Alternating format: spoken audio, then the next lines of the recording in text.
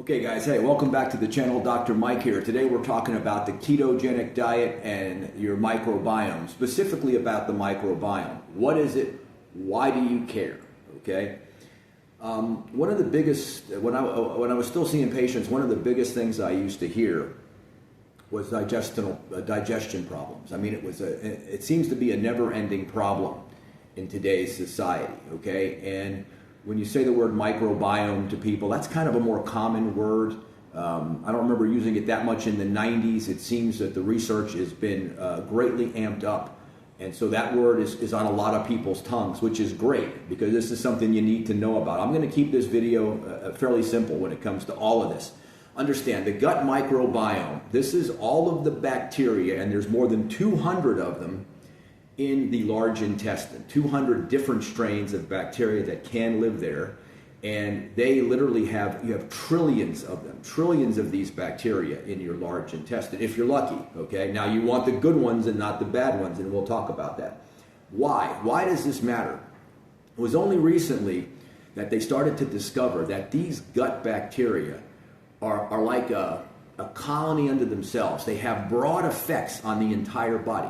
About 99% of the immune system interacts with your gut microbiome, with these gut bacteria.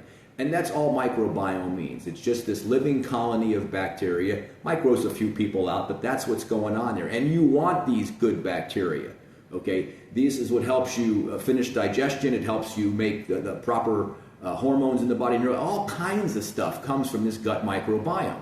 So again, over 200 bacteria. What they found recently with COVID was that people who had healthier microbiomes had less COVID symptoms and didn't have as much problems with long COVID, where you had the symptoms of COVID like loss of taste and all of the different miserable things that came with it, smell, that went on for months. A friend of mine had it. 200 bacteria. You eat food, it goes in, the food is broken down in the small intestine, and then when it makes its way into the large intestine, your body takes it and it makes different compounds. 8 carbons or less, butyric acid, propionate, acetate. These different fatty acids are made in the large intestine. This fuels the microbiome. A healthy microbiome has been shown to stall polyp development. You know, if you get colon cancer, which is a big killer in people, make sure you get your colonoscopy if you're over 40. And something else. I don't care if you're 25, if you see blood in your stool, immediately get checked, okay? It might be nothing. It could just be that you had a rough BM. It could be that you've got a bleeding hemorrhoid or something, but it also could be colon cancer, even at a young age, and we're seeing it younger and younger. So just I had mine about 5 years ago. I got a total clear. I'm good for 10 years. So, but let me tell you, very important. So things like IBS, irritable bowel syndrome, Crohn's disease, all of these things that affect people in the digestive tract, in the large intestine, can be positively affected by a healthy microbiome. Let's see, an imbalance in the microbiome is called dysbiosis. This is when you've got a problem, and there are good bacteria and bad bacteria. You obviously want to keep the bad bacteria to a minimum. Okay, if they begin to colonize things like E. coli, you're not going to be healthy. Okay, you want to feed the good bacteria.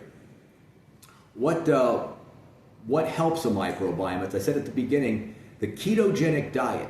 Now, the ketogenic diet is different than the carnivore diet or some of these other diets. Okay, there is a difference between the two.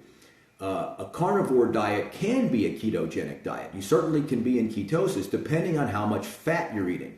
Okay, but the carnivore diet doesn't necessarily always have you in ketosis. Now, this ketogenic diet became popular because what they found is people who have epilepsy, when they go on a ketogenic diet, that extra protein and extra fat especially, because a ketogenic diet is about 80% of your calories coming from fat, sometimes as high as 90. So you're getting almost no carbohydrates. You could have maybe a small salad a day, but the vast majority of your calories are coming from fatty meats, okay? And then of course other fat sources as well, you know, things like salmon, things that are high fat. Your protein is maybe 15% of your diet, 20%. So the ketogenic diet, the specific action of the ketogenic diet is to put you in ketosis, to burn ketones in your brain, whereas something like the carnivore diet or sugar busters or some of these other ones you don't necessarily care about being in ketosis all the time. So I just wanted you to understand the difference between those two.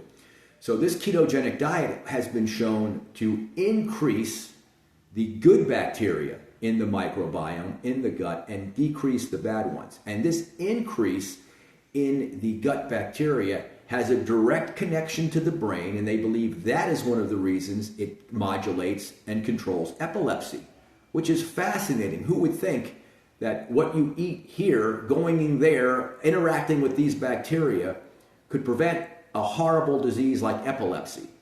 And this has been around a very long time, this ketogenic diet with epilepsy. And what happened was they saw that people on the ketogenic diet were losing weight, their type 2 diabetes was going away, their high blood pressure came down. Again, they lost 25 or 30 pounds. They were eating more fat, and yet they were losing weight because they shifted their metabolism to fat burning. Fat makes you fuller. That's why you eat less. You also burn more fat. You're in ketosis all the time, and that affects the brain. Just a personal story. About 2018, I had appendicitis and didn't know it. I have a strange appendix. The little end came off it. I was leaking out bacteria for 3 weeks. Didn't know I had appendicitis. I had no fever. All I had was sort of this dull ache. And I got checked out, and no one thought it was appendicitis. We weren't sure what it was.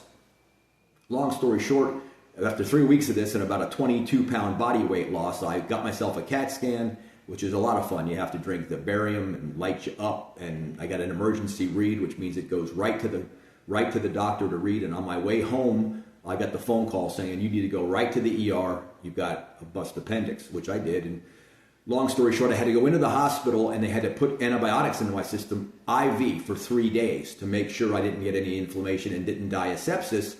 Then I had to take oral antibiotics for another 3 weeks after that to bring any inflammation down before they could go in and fix my appendix. So I didn't get the operation for about 3 weeks or so after finding out that it was appendicitis or a burst appendix. The point being, the volume of my stool, even though I was eating normally, dropped by about 70%. So when you go to the bathroom, when you have a BM and you look down in there, if you take a glance, most of that is not the food you eat. It's the bacteria. So if you have to take antibiotics for some reason, you want to, and this is what I did, you want to take probiotics with it and prebiotics. You want to feed the good bacteria, things like sauerkraut, things like pickles, anything fermented, kimchi, that will feed the good bacteria. And then you want to take about 8 hours away from your antibiotics. You want on the other side of the day, if you take the antibiotics in the morning, take the probiotic at night. You want to feed the body that. Even with all that, I was taking 3 different antibiotics, so it was just wiping out my gut microbiome. As soon as I had the appendix taken out, I went back on a very strict diet of lots of, like yogurt and all of the things you hear, kimchi, I was eating that, I was eating sauerkraut, and I was taking a probiotic supplement, actually a couple, to recolonize my gut. But understand, a lot of what you see coming out in a number 2 is not food. I was actually stunned. Even though I knew all this, I was stunned at how little I was going to the bathroom because all of my gut bacteria, or most of them, had been wiped out by the heavy bombing of antibiotics on my body. But, if you want to stay alive, you do what they tell you when you got an infection like that. Anyway, if you suffer from bloating, indigestion, all of the things associated with an unhealthy gut, then you want to look at this. You want to look at whether or not you are eating things to support your microbiome. And if you're not taking some kind of a probiotic, I like to cycle them. I don't take them all year round. You could, but normally once or twice a year, I'll do like an 8-week or a 10-week cycle of probiotics just to make sure everything is healthy in there. And there's a bunch of brands on the market. Usually you have to refrigerate them if you have a good amount of a good strain. Buy a name brand, something, Biotics, Life Extension, stuff like that. I don't sell any of that stuff, but I'm just telling you, it's a good thing to do. So keeping your microbiome healthy is vitally important. Leaky gut syndrome is another symptom of having a bad microbiome, where things that aren't supposed to get through the intestinal wall get through. They get into your body. What do they cause? Inflammation. What are they finding out? Inflammation is one of the main causes for disease processes in your body. You need to bring that inflammation down. What is it you're going to do that's going to destroy your microbiome? Well, we said antibiotics. Only take antibiotics if you absolutely have to.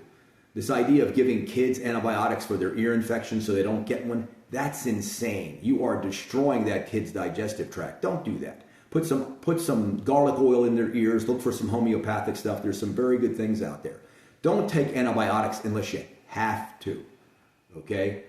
Just a good rule of thumb. If you do take them, you need to recolonize during and after. I would go at least 12 weeks after and wait for everything to come back online. Alcohol will hurt your microbiome.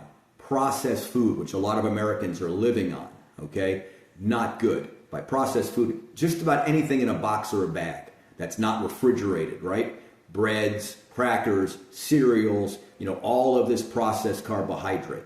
You're never going to have a problem eating meat, fish, pork, fruits, and veggies. If you stick to those whole foods, your microbiome should be fine. Now, let's say you're trying to lose weight and you've gone on the ketogenic diet, perhaps you've gone carnivore, but man, you're just not, you feel better, you got energy, but you're just not losing that extra bit of belly fat, or you're not taking off that last bit of weight. It could be your microbiome. So if you're a person out there who's doing a ketogenic diet or a carnivore style diet, and you're not getting the kind of weight loss you want, it could be your microbiome. If you previously were trashing your microbiome with a lot of alcohol and processed food, you want to think about taking a good probiotic, get that microbiome healthy, get it digesting, get it making the right neurotransmitters for the brain, get it interacting with that brain-gut axis. You're going to be much better. Things to help the microbiome out, again, things like the foods like your pickles and your kimchi. That's a prebiotic, a good supplement. Your yogurts, you people know about that. Make sure you chew your food, plenty of water. Your gut likes lots of water, helps with constipation. Let's see, yoga, things to do stress. Obviously, stress is not good for your microbiome. It's not good for your body, period. Again, this is one of those overlooked things people constantly overlook. Don't overlook your gut health. If you have any of the things I talked about, especially digestive trouble, that could be your problem. And if you have something like Crohn's disease where your intestines just aren't working right, think about a carnivore diet, an elimination diet, get that microbiome back online. That ketogenic, that extra fat is going to revitalize your microbiome. It's going to get it making the right chemicals. It's going to kill off the bad bacteria that are down there. If you have any down there, it's going to get you back on track. So limit alcohol, do things for stress reduction. There's something called SIBO I'm just going to mention. This is small intestine bacterial overgrowth. This is something that happens in the small intestine. So it doesn't bad things don't just happen in the large intestine. Things can happen bad in the small intestine. A healthy microbiome has been shown to improve, again, IBS, arthritis, any autoimmune diseases. You digest fats and cholesterol better. If you're into taking a lot of fiber, there are people who believe you don't need any fiber. There are people who believe you need a lot of fiber. I think it depends on your diet. I think if you're eating a lot of processed food, fiber helps you. I think if you're eating a lot of quality food, you don't need fiber at all, but that's for another video. In fact, I've mentioned it in past videos. So, insoluble fiber, soluble fiber, those things can help if you're trying to repair your microbiome. Once you get it repaired, then you can move into a full ketogenic or carnivore style diet to get it perfectly healthy. So if you have any questions or comments about the microbiome, put them down below. I'll do my best to answer them. I just want you to understand that this is one of those things that is hardly talked about. You go to your medical doctor with gas and bloating and different things, they may not even mention the microbiome. And that's where you need to start, okay? That's the first thing you look at, because all these things are under your control. This is something that you can do. Feed it the good food, take away the bad food, recolonize, take your supplement. You can be much better off. Okay, questions or comments, put them below, and I'll see you guys on the next video. All right.